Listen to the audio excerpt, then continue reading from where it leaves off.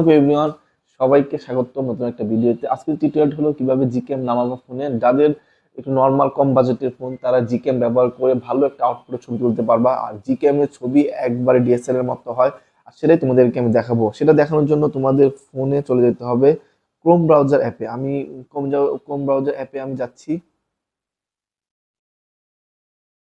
Chrome ব্রাউজারে Chrome ব্রাউজারে গিয়ে লিখতে হবে, সার্চ বাটনে গিয়ে লিখতে হবে জিক্যাম 9.2।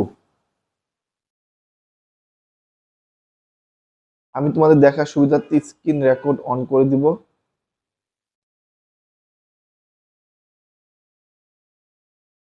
তোমাদের দেখার সুবিধার জন্য আমি বাম সাইডে বা ডান সাইডে আমি দিয়ে দিব। এখানে আমি লিখলাম জিক্যাম 9.2।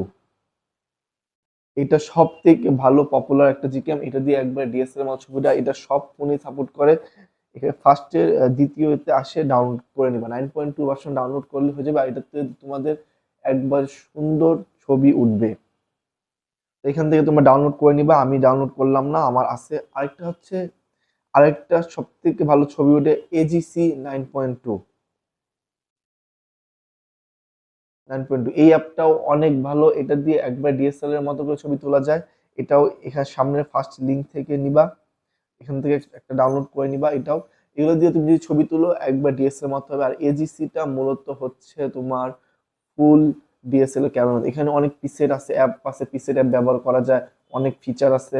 তোমার এখানে ব্লার ভিডিও অ্যাড করা যায়, কিভাবে ব্লার, এখানে সবকিছু করা যায়। একবারে নিজের মতো করে একবার ক্যামেরা সাজিয়ে নেওয়া যায় এজিসি। তো তোমরা যারা ডিএসএলআর মতো যারা ছবি তুলতে চাও তারা অবশ্যই এই দুইটা ক্যামেরা ব্যবহার করবা, জিক্যাম 9.2 আর এজিসি 9.2। এখানে অনেক ক্যামেরা আছে। তারপরে এই দুইটা ক্যামেরা অনেক ভালো। এই দুইটা পুরো পুরো ডিএসএলআর এর মতো ছবি তোলা যায় আর অনেক সুন্দর। আর তুমি যদি ব্যবহার করো তাহলে ফোন থেকে একবার ভালো আউটপুট ছবি পাবা, একবার ডিএসএলআর এর মতো করে ছবি পাবা। তো আমি যাচ্ছি, অন্যদিন নতুন একটা ভিডিওতে আবার আসবো। আজকে টিউটোরিয়ালটা এই পর্যন্তই থাক।